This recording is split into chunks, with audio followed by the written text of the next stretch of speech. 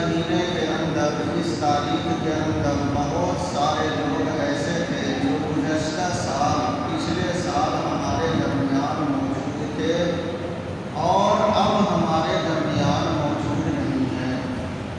یہ اللہ کا بڑا ہی احسان ہے۔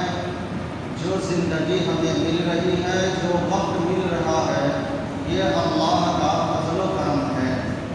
ان وقتوں سے فائدہ اٹھانا چاہیے اور اللہ کی نعمت کی شکر گزاری کرنا چاہیے۔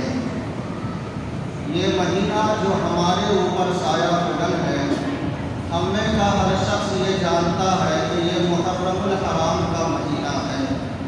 اسلامی سال کا آغاز اسی مہینے سے ہوتا ہے۔ اسلامی تاریخ کے اعتبار سے سال کا یہ پہلا مہینہ ہے۔ قرآن کریم کے اندر اللہ پاک نے 4 مہینوں کو بڑا محترم بنایا ہے۔ ان عدۃ الشہور عند اللہ 12 شہرا فی کتاب اللہ یوم خلق السماوات والارض۔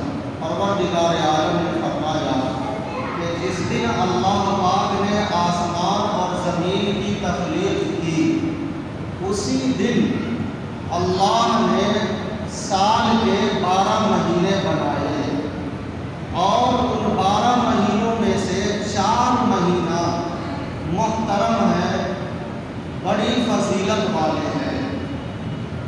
3 مہینہ تو لگاتار ہے اور 1 مہینہ وہ ہے جو شب بارات سے پہلے آتا ہے، یعنی رجب المرجب کا مہینہ۔ اس کے بعد دوسرا ذی القعدہ، تیسرا ذی الحجہ اور چوتھا یہی محرم الحرام کا مہینہ ہے۔ منہا اربعۃ حرم، اللہ پاک نے فرمایا قرآن کریم کے اندر۔ اس مہینے کے اندر شریعت اسلام کے آنے سے پہلے زمانے جاہلیت میں بھی اس مہینے کا لوگ بڑا احترام کیا کرتے تھے۔ جو بھی فتنہ فساد ہو، جھگڑا ہو، آپسی معاملات ہو، اختلافی باتیں ہو، جنگ و جدال ہو، قتل و قتال ہو، یہ ساری کی ساری چیزیں محرم الحرام کے مہینہ شروع ہونے سے پہلے لوگ کیا کرتے تھے۔ یہ مہینہ جیسے ہی شروع ہو جاتا تو زمانے جاہلیت کے لوگ بھی بالکل ساری چیزوں کو الگ الگ رکھ کر کے اور اس مہینے کے اندر سکون کی زندگی گزارا کرتے تھے۔ اللہ پاک نے اس مہینے کی حرمت کو اور اس مہینے کے امن و امان کو قائم رکھا شریعت اسلام کے اندر بھی۔ شریعت اسلام نے بھی اس کو ملحوظ رکھا۔ اللہ پاک نے جو 4 مہینے بنائے حرمت کے، فضیلت کے، برکت کے، ان میں سے ایک یہ بھی مہینہ ہے محرم الحرام کا مہینہ۔ اس مہینے کو تو ہم میں کا ہر شخص جانتا ہے، یہاں تک کہ چھوٹے چھوٹے بچے بھی جانتے ہیں، چونکہ اس مہینے کے اندر ایک خاص عمل ہوتا ہے جو بالکل بھی شریعت سے ہٹ کر کے ہے، جسے ہم لوگ تعزیہ، علم اور داہا کے نام سے جانتے ہیں۔ یہ ایک الگ بحث ہے کہ تعزیہ بنانا یا اس کے اندر شرکت کرنا یا کسی طرح کا بھی تعاون کرنا، حتیٰ کہ اگر بنانے والا بنا رہا ہے، جہاں میلے وغیرہ لگا رہے ہیں وہاں پر جا کر بھیڑ لگانا اور اس میلے کو خوب بڑھاوا دینا، یہ تمام کی تمام باتیں حرام ہے شرعی اعتبار سے۔ یہ ساری باتیں تعزیہ کے نام پر جو کچھ بھی آپ اگر کیجئے وہ سب کے سب حرام ہے۔ یہاں تک کہ اگر اپنا قیمتی وقت اس میں دے رہے ہیں دیکھنے کے لیے یا کسی بھی بہانے سے وہاں جانے کے لیے اگر وقت لگا رہے ہیں، جتنا وقت اس میں آپ کا لگ رہا ہے وہ پورا کا پورا وقت حرام میں لکھا جائے گا اور حرام کام کرنے کا گناہ لکھا جائے گا۔ اب آئیے اس مہینے کے 10 دن، یہ پورا کا پورا مہینہ 1 تاریخ سے لے کر 30 تاریخ تک، یہ پورا کا پورا مہینہ بڑا محترم ہے۔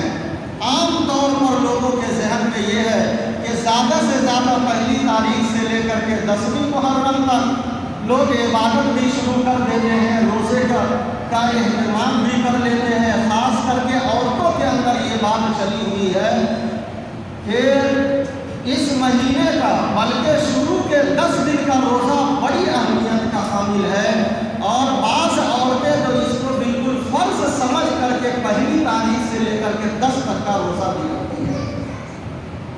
ایک بات یہ ذہن میں رکھے کہ یہ جو مہینہ محترم ہے، یہ پورا کا پورا مہینہ محترم ہے۔ روزہ رکھنا پورے مہینے کے اندر جب آپ رکھیں ثواب ہے، نفل کا ثواب ملے گا۔ 10 دنوں کو خاص کر لینا یہ شرعی اعتبار سے صحیح نہیں ہے، چونکہ جب آدمی دل اور دماغ میں بیٹھا لیتا ہے کہ محرم کے پہلے 10 دن 1 سے لے کر 10 تک روزہ رکھنا ہے اور ہر حال میں رکھنا ہے، تو ایسی صورت میں یہ شریعت کا ایک حصہ بن جاتا ہے جس کا شریعت کے اندر کوئی اصلیت نہیں ہے۔ یوم عاشوراء 10ویں محرم کا روزہ یہ حدیث سے ثابت ہے، جس وقت آقا نامدار جناب محمد رسول اللہ صلی اللہ علیہ وسلم مکہ المکرمہ سے مدینہ المنورہ ہجرت فرما کر کے گئے، تشریف لے گئے تو وہاں دیکھا کہ یہ یہودی حضرات روزہ رکھے ہوئے ہیں۔ اللہ کے پیارے حبیب صلی اللہ علیہ وسلم نے پوچھا کہ یہ کیسا دن ہے، اس دن میں تم لوگ روزہ رکھتے ہو، آخر کیا بات ہے؟ ان لوگوں نے کہا کہ یا رسول اللہ صلی اللہ علیہ وسلم، یہ وہ دن ہے جس دن کے اندر اللہ پاک نے سیدنا حضرت موسیٰ علیہ نبینا علیہ السلام کو فرعون کے ظلم و زیادتی سے نجات دیا تھا، اور اسی تاریخ کے اندر اللہ پاک نے فرعون جیسے ظالم و جابر بادشاہ کو غرق کر دیا تھا۔ اسی شکرانے میں اللہ کے پیارے نبی سیدنا حضرت موسیٰ علیہ نبینا علیہ السلام روزہ رکھا کرتے تھے، اس لیے ہم لوگ بھی روزہ رکھتے ہیں۔ اللہ کے نبی جناب محمد رسول اللہ صلی اللہ علیہ وسلم نے فرمایا، تب تو موسیٰ علیہ السلام تم سے زیادہ قریب ہم سے ہے، تم سے زیادہ حقدار ہم ہیں کہ حضرت موسیٰ علیہ السلام کی اتباع میں ہم روزہ رکھتے ہیں۔